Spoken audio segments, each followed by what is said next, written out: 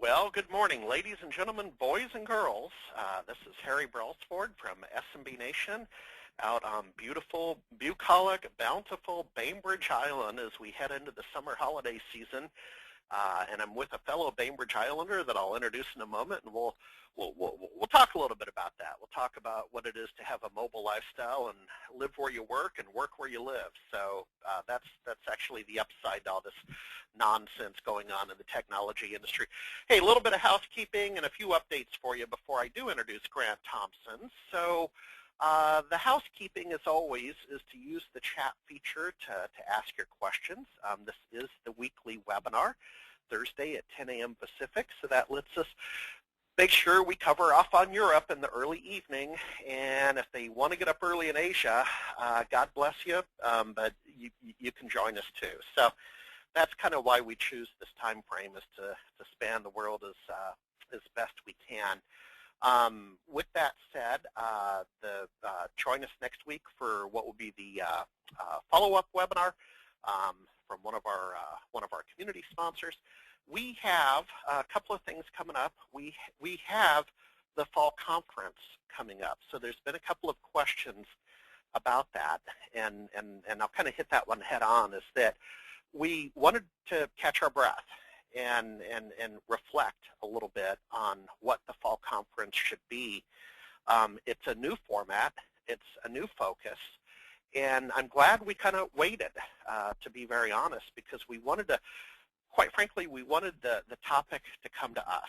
We patiently awaited, and the topic has arrived, and Grant will allude to it a little bit throughout his presentation, but I'll kind of mention it now. It's a focused boot camp or workshop on Office 365. It's got the technical component, and it's got the business component.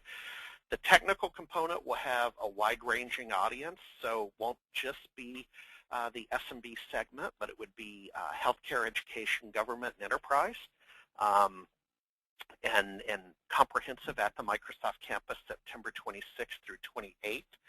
And why are we doing that? Well, the free market speaks, and so right now Office 365 is selling 2 licenses a minute, or in excess of 2 million licenses a quarter, and it's got the big mo. So more on that later. We're launching the website next week, and like I say, I'm glad we just made a conscious decision to kind of stand by on the sidelines and observe the industry and where it's going and pick the proper topic. The good news is PowerShell is a player in that entire conversation. The better news is people like Grant go back to the beginning with BPOS, and he made an early 365 type presentation, a technical presentation in Toronto, Canada at one of our spring shows, a frequent speaker for us. He was the cover story boy for Office 365 and hosting and whatnot on the Channel Pro magazine a couple of years ago. Grant, has that been like 2 years ago? Let's bring you in, Grant. When was that? Yeah, I think the Channel Pro was probably 2 years ago, and I first spoke to your members back in 2008 at your fall conference, and I think that one was in Seattle. Yeah, that was the one where the tent blew in the water. That's right. That was the storm. Yeah. No, I know, and Grant, it's 2014. I mean, there's your answer, and we could go on and on. It's probably another webinar. I know today's the focus on PowerShell. Folks, let me put a wrapper around what today's webinar is, because we want to jump right into it.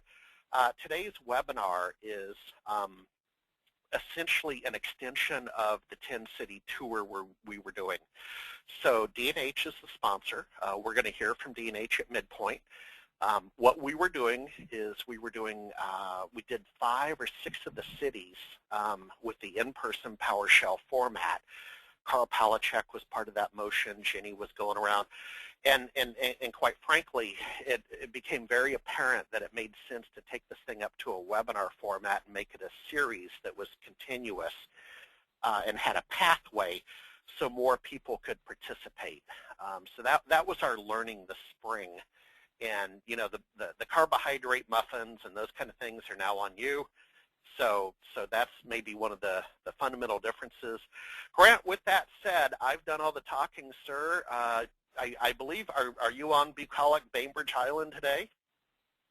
Indeed, I am. Our corporate headquarters is here. I happen to be working at home this morning. My wife's 35 weeks pregnant, and so we're having a baby soon, so I'm sticking real close to home. Oh, my. Yeah, exciting time. Number 4. Oh, yeah, okay, well, oh, my. Well, thank you. The home building industry loves you, man. Hey, why don't you take over, sir? I've done the talking, and go for it, ma'am. Okay, I'll give you just a brief background. Harry touched on things. Our company, MG Technology Group, of which I'm a founding partner, started back in 2003, and we actually got into hosting. Back then we were called an ASP, Application Service Provider, in 2004. So we got into this really, really early, and really got into what we would consider cloud in 2007, 2008, hosting things like Exchange and SharePoint, Office Communication Server, and things have evolved over time. So we're really a cloud services provider.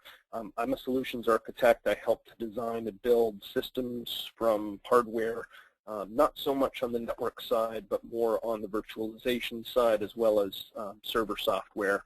Again, Exchange, SharePoint, now Link, virtual private servers, application virtualization. So I have a real broad technical background. I use PowerShell every day, working in labs and things like that, and helping to troubleshoot really high-level problems. We work with partners all over the world, customers all over the world. We work with partners who sell Office 365. We're really an option to that. We have our own partner program. We host all of our own stuff. We don't have any exclusivity, no upfront fees or anything like that for partners. My role really is to work with IT professionals like most of you in helping to figure out what the right solution is, either stuff that we host or Office 365 or stuff from other providers, just to make sure that the end customer is getting the best thing they need, and then also to support IT professionals in what they do. And I always dip into the on-premise side as well as the cloud side, because they all go together, and hey, we're one big community, so we have to help each other out. I put this presentation together. I've done this series a couple of times internally here at our company to train technicians. This is a really basic overview of PowerShell, so if you're already an advanced PowerShell user, some of this is going to be repeat, but hopefully there's some information in here that will add to your toolbox. And then also, I'm available. My email address is here. My Twitter account's here. Feel free to reach out and contact me. Yes, go ahead. Great. I'm sorry to interrupt. We have a couple of people, and I'm actually on that side too. We can only see the bottom right-hand corner or the bottom left-hand corner of your presentation. Is it possible that you're using a large screen, or? I'm using a really high-res screen on my Surface Pro, so let me see if I can drop that down for you here. Hang on just a second. Okay. I'm sorry to interrupt. That's no problem. I want everybody to be able to see here. Let's see if I can change that up real quick.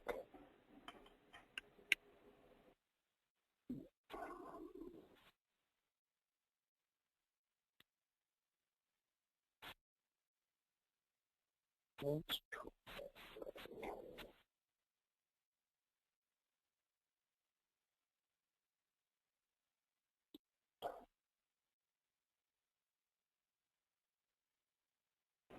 And I'm happy if you'd prefer, if you want to send me your slide deck, I can also run it on my screen. Sure, yeah, except I need to do some application sharing as well, so Okay. I'm just going to try to find a resolution that works here. Let's try this one.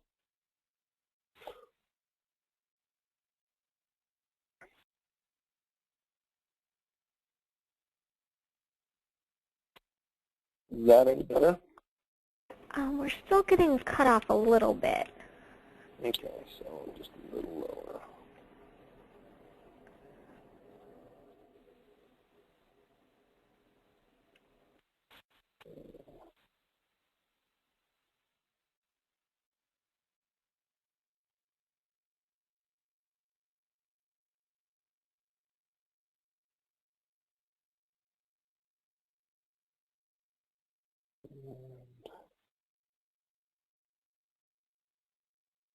How about now? That looks better for me. How about you guys?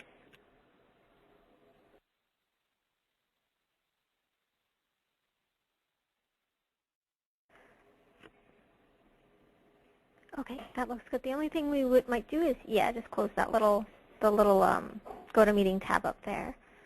Got it. You know, perfect. Thank you, Grant. Yeah, no problem. Okay. So again, this is kind of level 100, maybe a little level 200. If people have more advanced questions, I'm happy to field those. And then also we're going to do another webinar, I think it's in August, where we're going to take it up a level and go to more level 200, level 300. So kind of basic overview is why learn PowerShell, especially with the cloud. Why the heck are we learning PowerShell if we're not going to have to manage things anymore? PowerShell is available to manage many more cloud services out there. Office 365 has a lot of PowerShell capabilities in it. Other service providers are taking their lead and rolling that out as well to allow you as the IT professional to do more and more management, whether it's on-prem or in the cloud.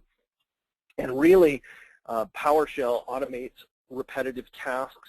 We all know those things that we do over and over again when we're troubleshooting or configuring something, and to be able to have a toolbox of scripts to do those kinds of things, build them for particular clients. You know, even with the cloud, you're still rolling out desktop machines, and with imaging, you can get quite a bit done in terms of having things configured, but then you can build a set of scripts that'll do some custom things for you. It's a lot faster than using the GUI most of the time.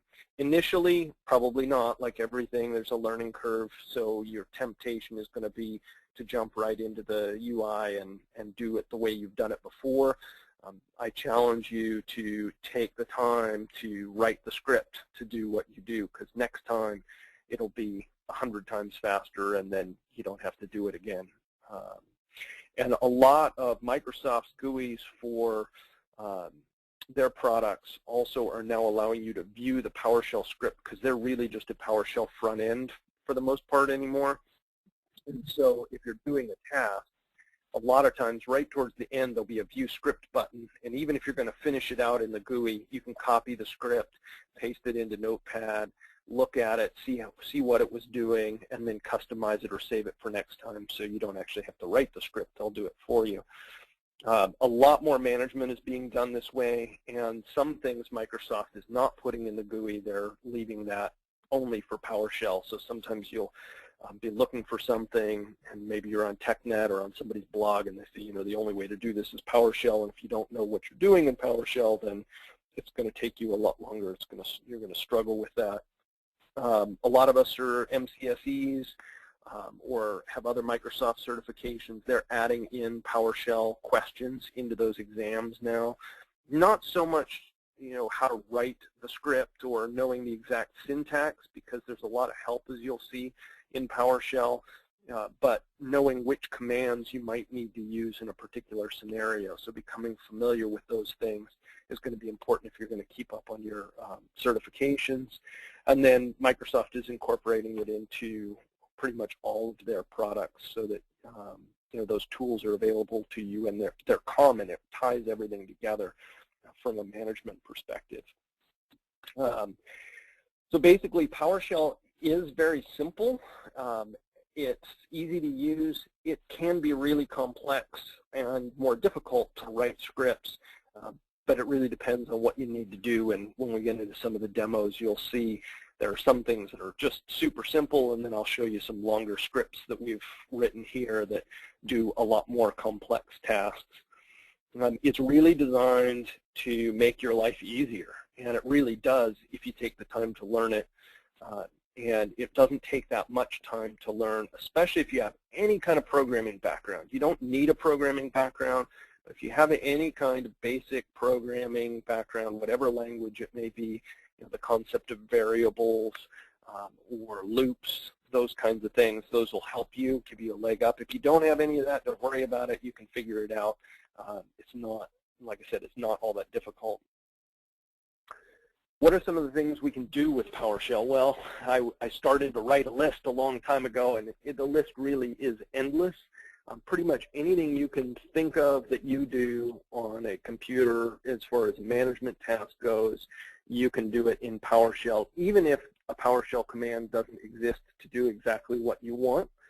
You can create your own PowerShell commands. You can tie into other APIs, application programming interfaces, by referencing an assembly. I know I'm getting kind of deep there, but essentially you can use PowerShell to communicate with just about anything, especially at the server level, to do things that are more advanced than even the PowerShell commandlets that are written by Microsoft will do. And I'm going to show you a little bit of that, not get into detail, but show you what some of it is. We use it to generate reports and email those reports out on schedule, so they can do things like monitor health, they can review the event logs, they can search files, they can query Exchange and get mailbox sizes. That's one of the things I'll show you how to do today. And then, of course, you could email that. So if you have a customer who has on-premise Exchange and you want to know what their mailbox sizes are every month as part of your reporting back to the client, you can write a PowerShell script that will automatically go and check that, email that off to whoever it needs emailed off to, and even make it look pretty if you want to. You can write your own stuff, and there's a ton out there. Always Bing and Google are our friends to be able to go and find things that others are sharing. There's lots of scripts out there that are pre-written that you can just go grab and modify for your own use, again, to do just about anything. We use it for our provisioning systems, so everything that gets provisioned in our world, from a virtual private server to a mailbox to a link user to a SharePoint site collection, all of that is automated through PowerShell. Where can you get PowerShell? I get that question a lot. Where do I find it? It's built into Windows Server, I think from 2008 RTM on. Some version of PowerShell is there. You can download newer versions.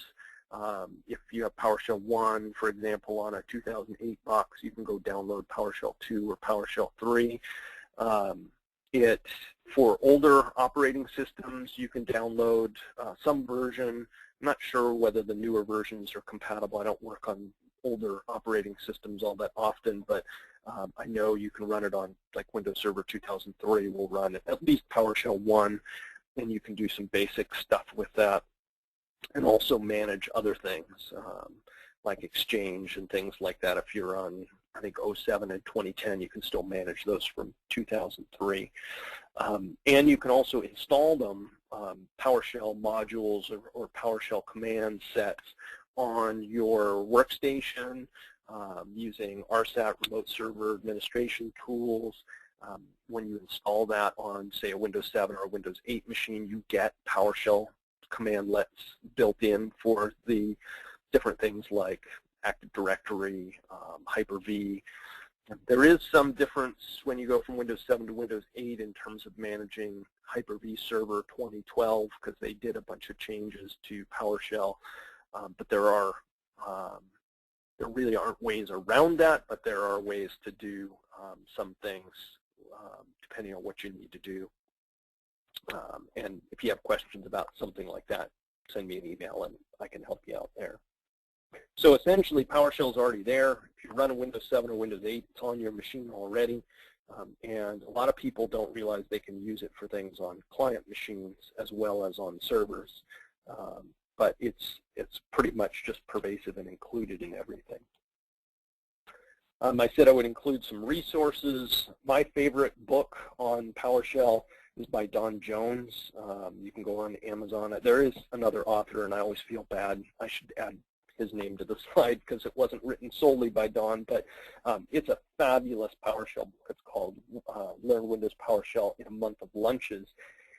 And that book is really designed for you to literally take on your lunch break, if you get one, a few minutes every day, half hour every day, and go step through this book for 30 days or 20 days or whatever it works out to be. And he teaches you all the way from the very beginning to into more advanced stuff. And if you take that little bit of time while you're eating your sandwich or drinking a cup of coffee to work through that, you can learn a great deal. It's just a really well put together book, and he's a great resource. He has a ton of other books on it as well. TechNet, I'm sure everybody here uses TechNet. Almost all of the PowerShell commands for Microsoft Server products are documented there. Some of the more advanced stuff is on MSDN. If you're not a programmer, you may not be familiar with that. But again, if you're on Bing or Google, you're going to land on one of those two sites. And then there's a ton of PowerShell sites, PowerShell.com, PowerShellPro.com, and a whole list of others. I rarely start at one of those sites. Like most people, I start at a search engine and look for whatever I'm trying to do, and invariably I end up on one of these sites looking for, or finding results for a particular problem. And then colleagues, I try to share scripts with people. I don't do a lot of posting online. I try to do more, but I just don't have as much time as I'd like to be able to write. But I try to share things and make myself available to other people. People send me emails all the time saying, hey, do you have a script that does this? And chances are I have one, or we have one in our script repository, or we can put something together. And we really try to be very proactive with the IT community in terms of sharing and helping. So by all means, please use me as a resource. Okay, basic stuff about PowerShell. Most PowerShell things are structured in this verb-noun sequence. So the verb being some type of an action like get or set, and then the noun being what it is you want to get or set. And so almost every command you see is going to have that type of thing. I wish it was a little bit more standardized because sometimes I think of a verb like remove, and it's really the verb that they've chosen is detach or something like that, or delete. And so, sometimes I sit there and I have to think a little bit about, what are other ways that I could say this. And then there are also these nice tools. Get command is a very basic command that will list all of the commands that are available to you in your PowerShell environment. When I say that, not every PowerShell environment is going to have every command because you have to load those commands for different things. If you're used to working with Exchange or SharePoint or Link or System Center or any of those types of products, they all have their own PowerShell button that you can click on in the UI or off the Start menu, and those will automatically load up the commands that are relative to that particular server product. You can also just start a plain Jane PowerShell instance, and then if those are installed on your machine, you can load those commands up. And Office 365, actually, you load the commands up over the air, so you actually connect up to Office 365, and it downloads all of the commands into your PowerShell instance and then makes those available for you to use. And then there are wildcards. So I list here kind of second down under basic commands, get command, get star. So that would get all the commands that begin with the verb get. And so that would help me narrow down that list that might be pages long of the commands that are there. And then help. I'll show you. Help is, most people hate help. I rarely hit F1. I know the Office help long went sideways a couple versions back. It's pretty much useless now. Help in PowerShell is actually amazing. They're really taking the time to well document the things, put in examples, and give you a lot of information. And actually, it will update, some of the products update when you choose help. If there's an update available, it'll actually go out and download the updated help information if they've changed something, which is really nice. And it gives you the option of doing it or not. If you're in a hurry, you can skip it and move on. But I'll show you how help really can actually help you in terms of figuring out syntax or finding common tasks that you're going to do with a particular command. Once you have a command, then there are things, parameters, and we'll dive into these a little bit more. They'll make a little more sense. There are positional parameters, meaning it's based on the order that they are in after your command, or there are named parameters, and those are where you're actually specifying a name like identity and then putting the identity value after it. So those can be used in any order, but you can't mix and match the positional parameters unless the positional ones start first, and then you add named parameters after that. We'll talk a little bit about the pipe. For those of you who don't know, it is the shift and your backslash key. It's that funky looking straight up and down line that usually has a little break in it. And that is used to pass the results of one command to another. I'll show you what that looks like, but essentially it allows you to chain commands together so that you don't have to use variables, although you can, and sometimes that's really useful. And it also allows you to do things in one line instead of having to do them in multiple lines. Has a ton of autocomplete, so if you're not quite sure, you can actually hit the tab key and go through different commands, or go through different commands that are similar to what you're looking for, or parameters, and it'll just cycle through those parameters. So if you can't remember exactly what it is, using the tab key can help you find it, and it also makes typing a lot faster because you don't have to complete the entire thing. I will say that a long, long time ago when I was first using PowerShell, I was showing somebody how really neat it was, and I can't remember what I was doing. I was deleting something or doing something. No, I didn't want to delete something. I was doing something else that started with a D, and I thought I would be slick and just type D and hit tab and finish up my command and press enter really quickly. And unfortunately, my command was the second one in that autocomplete, and delete was first, and so I deleted whatever it was I was trying to work with, which was kind of embarrassing. And fortunately, we had a backup of whatever it was, and it was just in a lab. But you know, do be careful with autocomplete. Make sure that it completes what you expect, rather than just assuming that it's going to be there. And the last basic thing I'll mention is the idea of remoting and signing. PowerShell is remote capable, meaning you could have a workstation and run PowerShell commands on a server remotely. You have to turn that on in order to make that happen.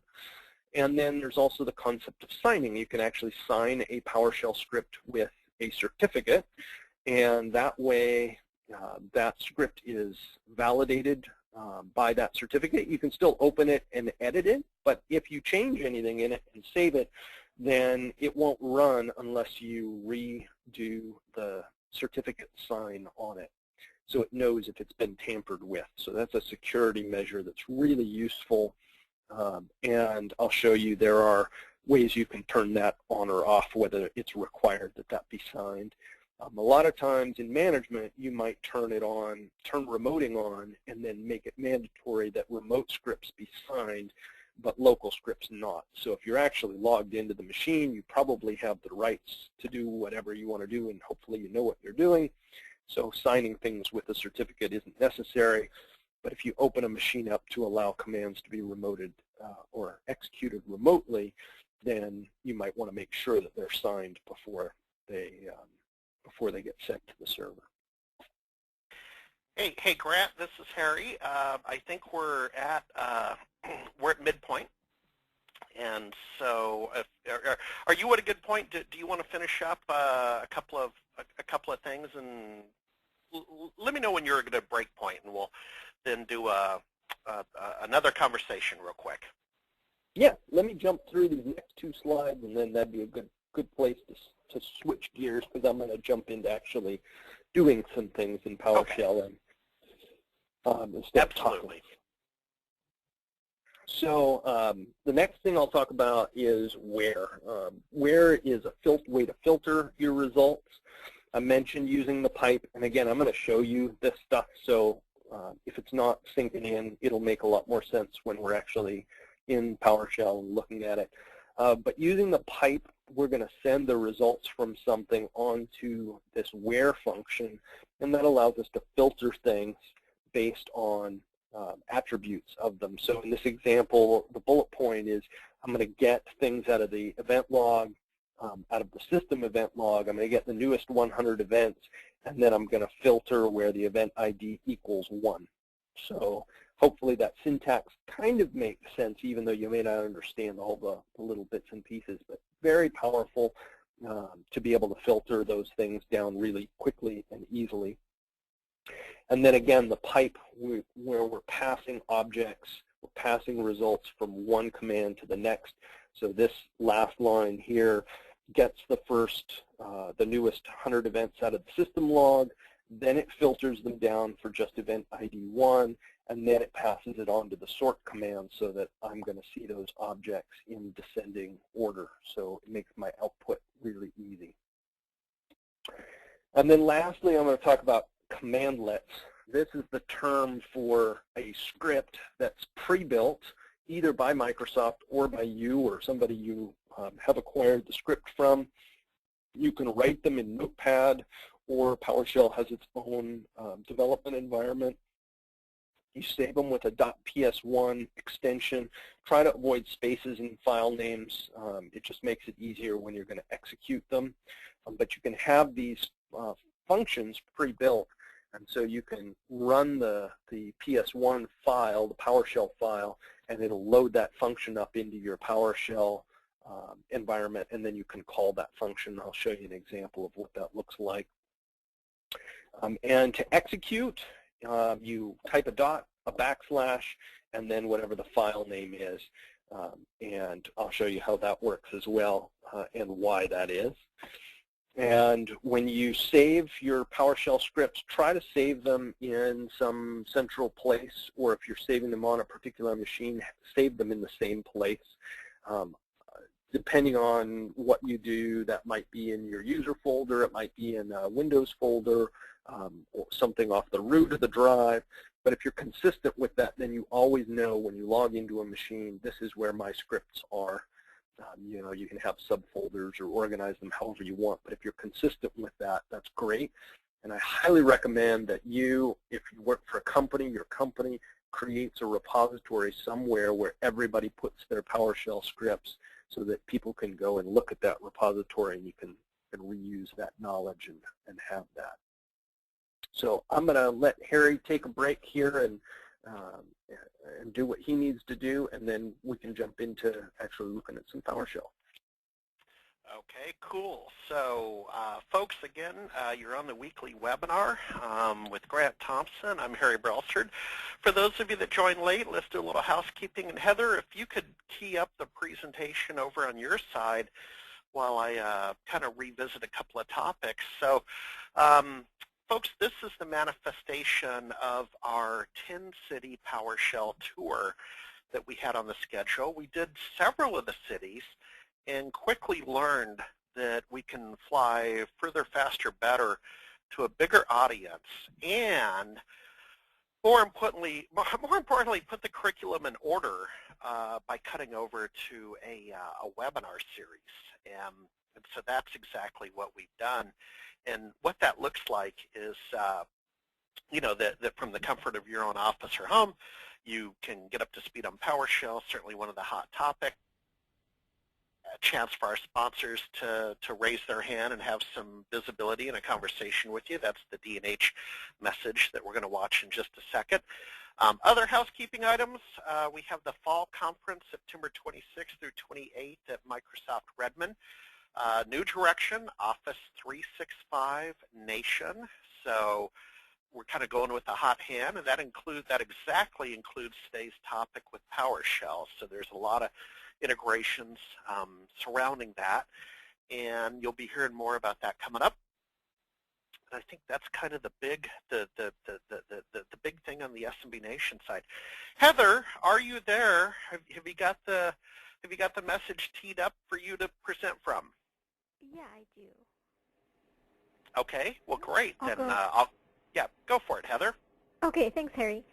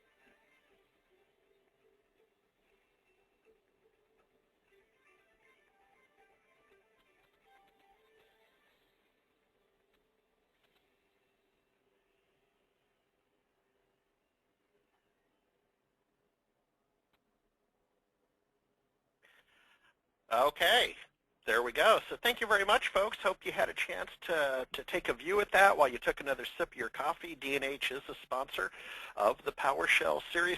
Hey, Heather, I got a funny little thing I want to do. We always have to have a little fun and humor in everything we do. Heather, do you have your mobile phone right now, Heather? Yeah, I do. Okay. Can you send me, please, let me turn up my volume. Heather, send me a text from your mobile phone to my mobile phone. You know the number. Okay. And All right. oh, that was an email. Yeah, let me have you send a text. And folks, listen closely to this bird. My dog Astro just looked up. He's a bird dog, by the way, Springer Spaniel. So here we go. We're going to have a little fun. I'm going to be able to explain this one. Jenny Hallmark will know what this sound is. So we'll wait for that text to come in, but maybe the folks heard it. It was a bird whistle. Here we go. Heather, were you able to hear that bird whistle? Yes, sir. Okay, so here's the deal. Jenny and I have just completed a worldwide tour for Office 365, Windows 8, and devices. Oh, now everybody's sending text. And this noise, Heather, was by far the most popular noise in the world. And what it is it's a Samsung custom ringtone, and I found it up on YouTube, so you can put like Samsung S3 bird ringtone. I found it, I converted it to an MP3.4.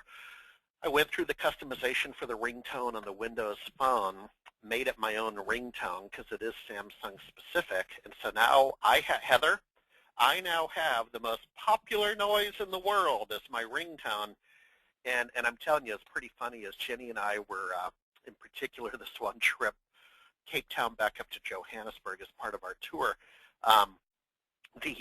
when the plane lands and everybody turns on their mobile phones, it's all this bird chirping on the plane out on the tarmac. So that's too much fun, Heather. Grant, I'm going to turn it back to you. Let's get serious again. All right, thanks, Harry. So what I've got here is a plain Jane Windows Server 2008 R2 SP1 server that's got nothing on it. It's got no roles enabled. It's just pretty much straight out of the box. And yes. Sorry, can we have you close the Go to Meeting tab again? Yes, sorry about that. I always forget that. No, no worries at all. Thank you. So, and I've opened a few PowerShell windows just to get ready for this presentation, but as most of you are familiar, PowerShell is down on your taskbar. There's nothing loaded in it. I haven't loaded any custom things or anything. And if I type in the word get and hyphen and then the letter C, I'll show you the autocomplete. If I press the tab key, it's going to scroll through any command that starts with get hyphen C and just continue through that in alphabetical order. So that's autocomplete that we talked about. And if I press enter just on get command, it's going to list out all the different commands that are available to me. Again, with get command, I could do the get star, and it'll show me only those things that start with that verb get. And so you can see I have a bunch of commands available to me just out of the box, all kinds of things that we can do. One of the things that I like to show people how to do is output things. So you can use the command write host for those of you who used to write batch files in just kind of DOS or the command shell. This is essentially echo, but you don't have to enclose anything in quotes, and you can add commands in as well. And so what this did, write host, it's going to write report generated at, and then in parentheses I put in my command get date, which is going to list the date and time, current date and time. So you can see I could put that into a script, and then what's all that's going to, the user's going to see when they run the script is report generated at and the date and time. Pretty simple, but handy for, you know, again, writing things like reports. And then if I want a blank line, I can do write host and just double quotes, and it'll do a blank line for me. So if I were writing a report, I wanted that to be my header and then a blank line. I could add those two commands into my script. And then I'm going to show you a few things here. So one command you can do just on operating systems is get process.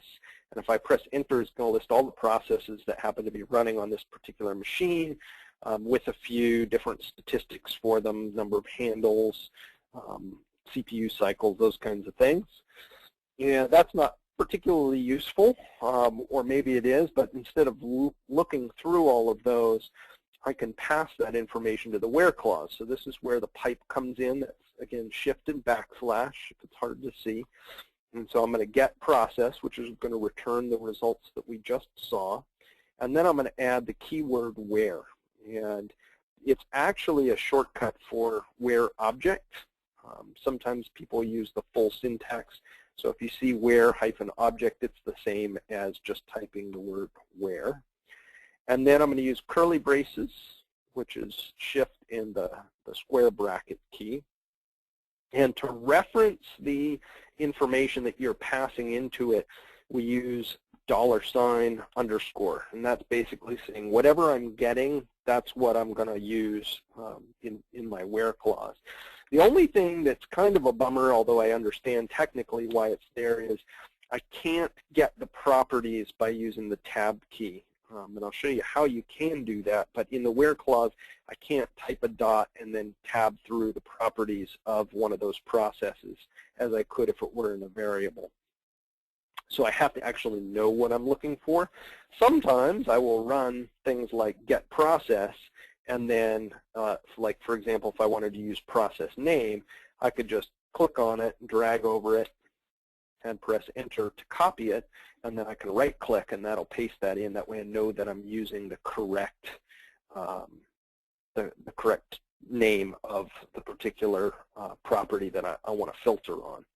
In this case, I'm not going to use that. I'm going to use virtual memory size, because this is something that we look at a lot. And I'm going to say greater than, which is GT.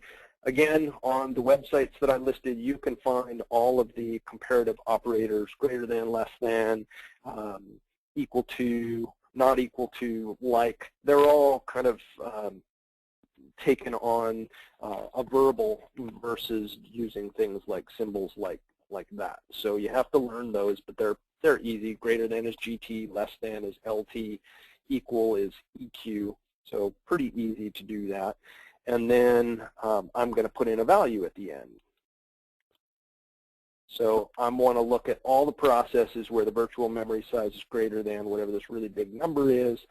I don't have any that are going to return back that. So I'm going to shorten this up a bit, and then it's going to return only those processes that are using that amount of virtual memory. So again, I've taken this command, which gets all the processes, passed it off to a where clause, to the where command, and then I'm using the property virtual memory size greater than, in this case, 1,000, and that's probably bytes, and then it's going to return those things, so it's going to filter it for me. So I'll show you some other things here. One of the things that I love about PowerShell is it'll do file searches. So here I'm in the Windows logs folder. I use this a lot when I'm looking through like SharePoint log files on a SharePoint server. If you're not adminning on-premise SharePoint, then that may not be an experience for you.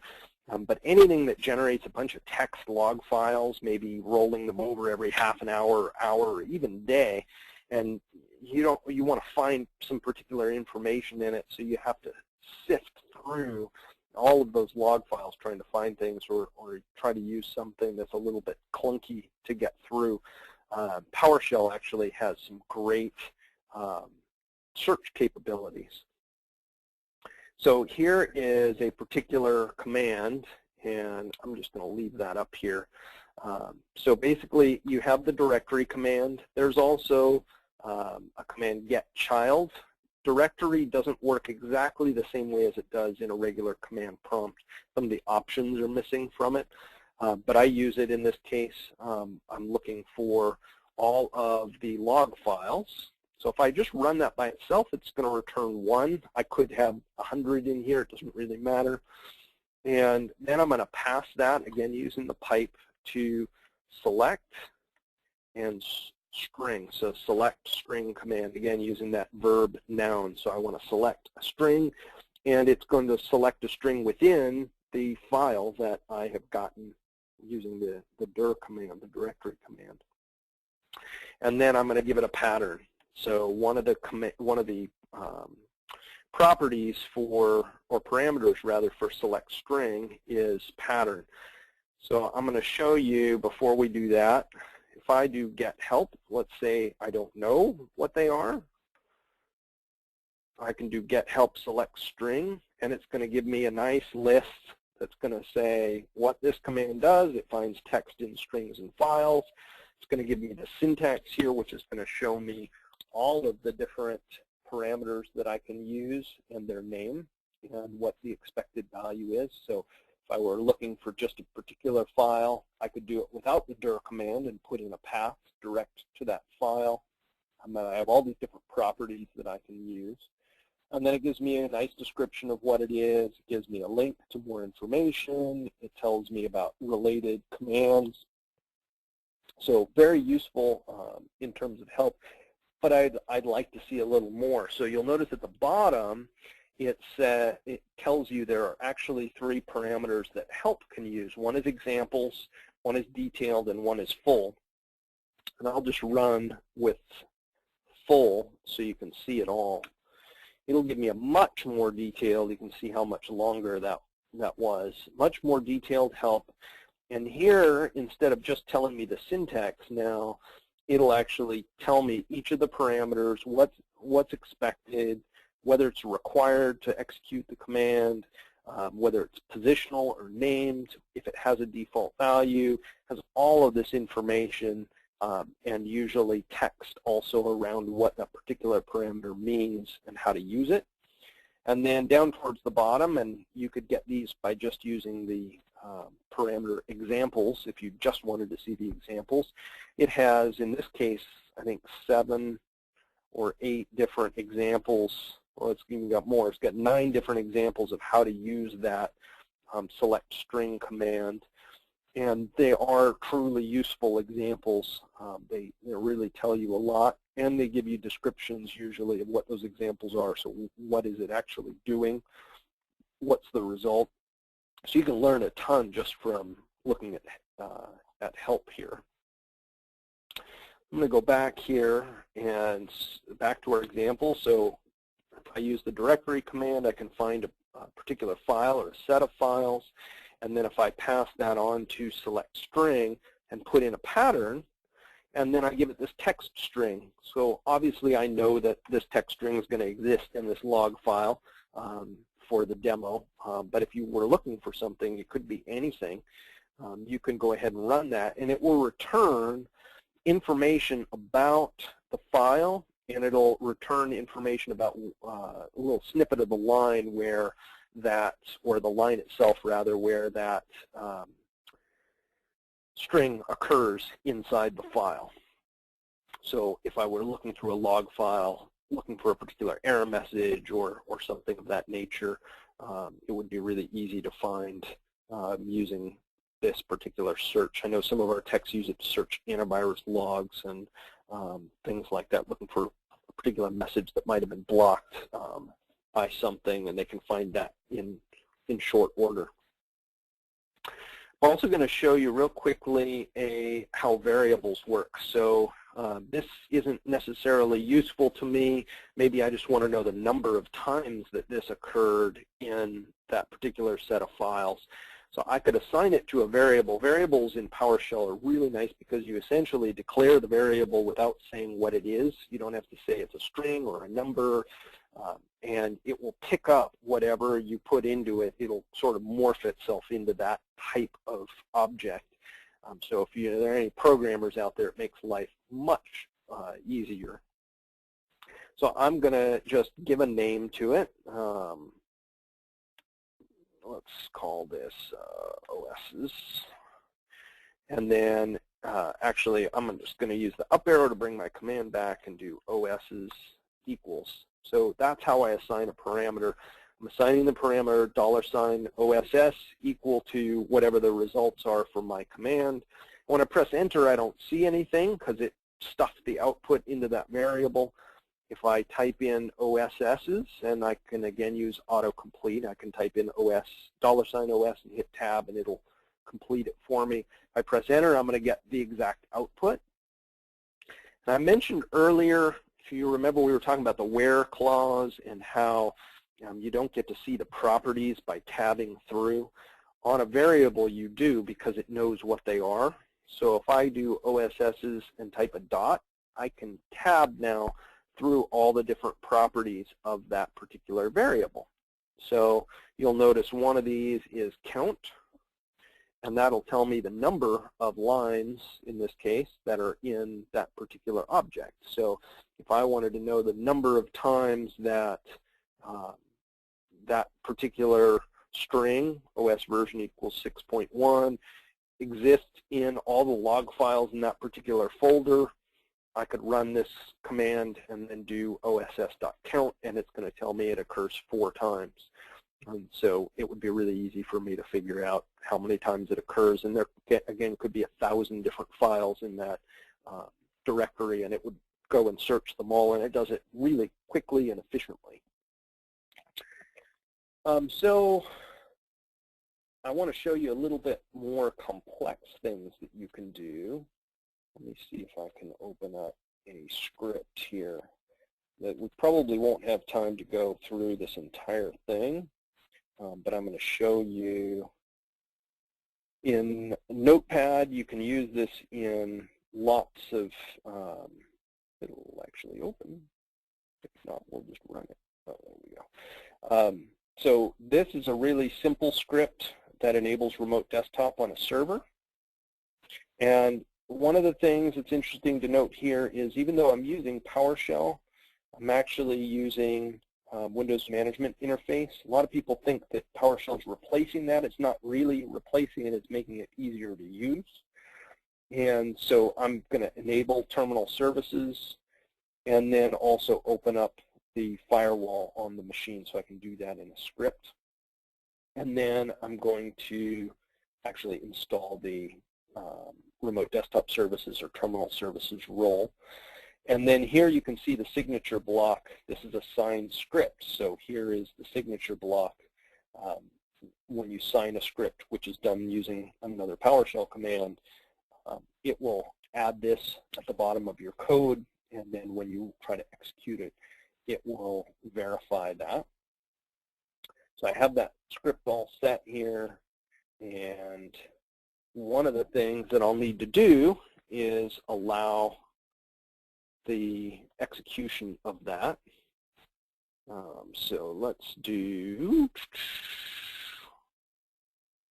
what should we do? We should do, let's look at all the different options here. I don't know if that one is actually properly signed anymore. So we can do, let's do set execution policy. If you try to run a script and your script isn't signed and it's required to be signed, you'll get an error message that will tell you how to look up information about set execution policy. So you don't have to actually remember this. It will prompt you if you're trying to execute something you're not allowed to. So what I did here is I set the execution policy for my user to not be defined, which means I can do whatever I want. And then I can go through and type in install and then tab, and it'll go through the different files that start with install. You'll see here, this is why we recommend no spaces. This one happens to have a space in it, so it ends up with single quotes around it. So if you are actually typing it out or using it in a script, then it's more typing and more chance for error. So this is a really good example of why not to do that. And also, you'll notice that it adds this ampersand in at the beginning to let it know that it's to execute the file as a PowerShell script. But again, I'm just typing install and then hitting the tab key, and it'll finish the syntax for me, so I don't have to remember all that stuff. And when I press enter on this, it's going to execute my script. And so it's going to do all those things we said. It's going to set some, except executing scripts is disabled. So interesting. Well, we'll skip that because we only have a minute or so left. It was working earlier. I must have turned it back off. So here in this error, it tells me where to go and look for the proper command. It's hard to see when I highlight it, but get help about signing. So there's something else that I need to do. There's a command to allow me to run those unsigned scripts. And it would install the role and then prompt me to reboot the server. There was one other thing that I wanted to show you if we have a quick second here. Let me switch over to, this is an Exchange server. And if I can get this open, it may be upset at the resolution here. We'll see if that comes up. And I have a script that I use for getting mailbox sizes. Let's see if that comes up. If it doesn't, we'll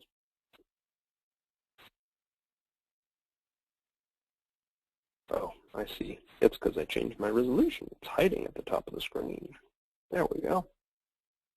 So here I'm in Exchange. Again, I started the Exchange management shell, and so it'll automatically load up all the Exchange commands for me.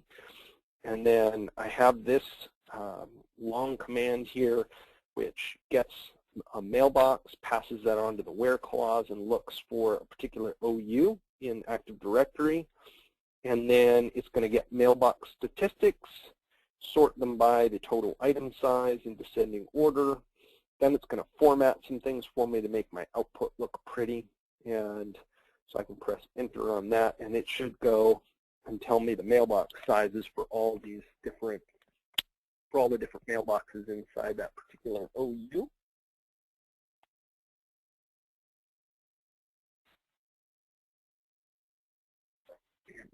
It may take a minute. And while that's running and we wait for that to spit out some output, I can throw up my contact information again.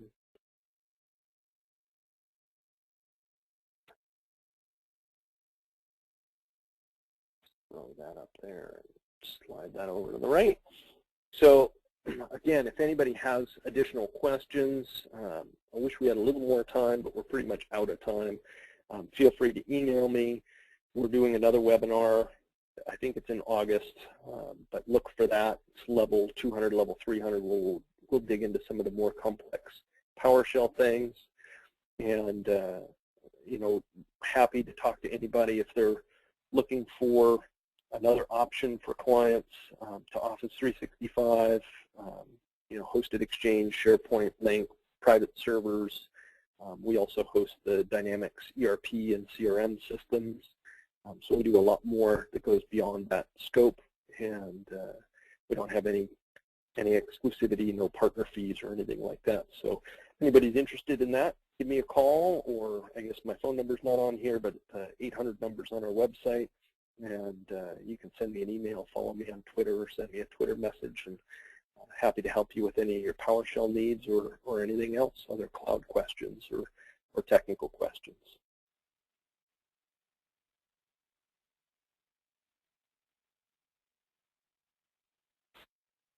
Heather, I don't know if you're still on.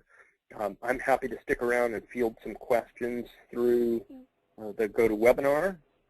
Yeah, I'm still here, and we do have a couple questions if you're okay to stay a couple minutes extra. I know some of our guys might have to leave, and that's perfectly fine, but if you have time and you'd like to stick around to hear Grant's answers, please do feel free. So I guess I'll start with the first question. It's how do you start the PS command prompt? The PowerShell command prompt is started by either clicking on the shortcut or by opening a command prompt and typing PowerShell. We'll usually do it as well. So you'll notice here, if you can still see my screen, on the taskbar, there's PowerShell. You can also type start and type in PowerShell, and it'll go ahead and bring it up for you. Great, thank you. We have another question. What is the rule for when to use a space when writing a command or script? Generally, there are no spaces in your commands unless it's a PowerShell script file that you're executing, like I showed where the name might have a space in it. In this case, this has a couple of spaces in it, so that would be fine. But in terms of actually writing a script, you're not going to use spaces in any of the commands, but you do want to put them between things. So for example, when we're looking at the where clause, pull that one back up here. So on this particular screen, you'll notice down here at the bottom, there's a space between my pipe and the word where. I don't actually know if it would do it without it, but I put them in there. And so as a rule, I put it between commands, between parameters. Some parameters, the parameter again being something like select string. So a parameter would be something like pattern. Most of them take their value with a space. And then quotes sometimes are optional. I generally put things in quotes, especially if they have a space in it or some other strange character like a URL having slashes in it. There are a few that I find that want a colon and then the value. And the only real way to figure that out is either looking at help or seeing the error and then understanding what the error message means. But those are few and far between. Great. Now, are those case sensitive as well? No, PowerShell is generally not case sensitive, and using autocomplete, it will automatically correct your case, even with your own variables, but generally it's not case sensitive. Okay, great. We have another question. Can you copy-paste something from one PowerShell window to another?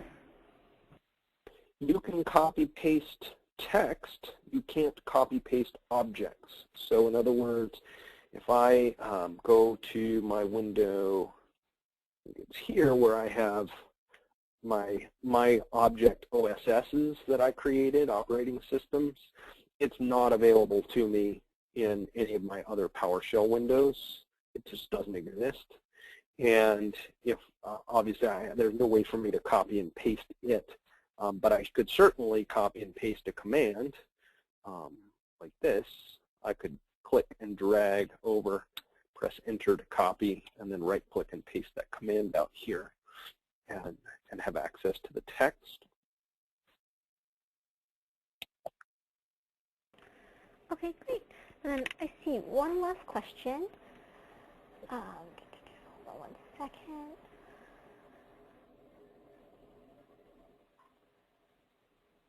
So the question here is, can you join a workstation to a domain? Yes, you can join a workstation to a domain. Okay, great. So I'm going to do just one last call for questions, and then we'll let everyone get back. Oh, here we go. Sorry, I said one last call, and we had a question come in. So here, when piping a result to a function, is it just piped to the first argument? Is there a way to pipe something to a different argument or pipe multiple results to multiple arguments of a function?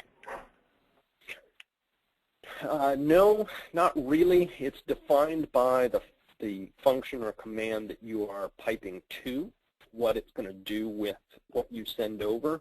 And every now and then I'll find that it doesn't like what I'm sending over. In help, it will tell you whether a parameter can accept a piped value or not. They're pretty good about doing things like in this case, I popped back up the exchange lab machine so you could see the results of that. It's really good at when I pipe the mailboxes in, knowing what to do with that. There are some cases where I find them a lot in SharePoint where I'll pipe a group of, say, sites or site collections into some other command, and it won't like getting those full objects. It wants just the URL or some other identifier rather than that. So that's a little bit trial and error, and if you really want to be adept at it, looking at help to see does it accept piped input, and looking at examples to see what they might be piping into that particular function.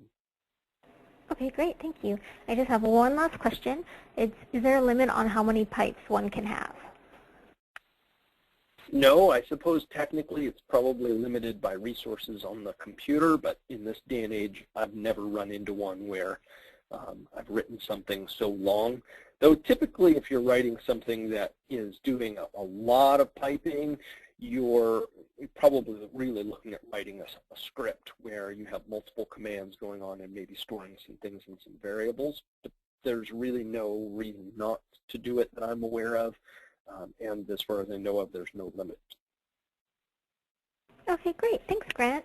I want to take a quick moment to thank you also for your time today, both you and our audience members. And I know I'm really looking forward to Part 2, which will be in August, and that information will also be in the follow-up email that we send out tomorrow morning. So thanks again. Everyone have a great day. And if you have any additional questions, please go to Grant. He's, as you've seen today, he's a wealth of knowledge. So have a good day, everyone. Thank you.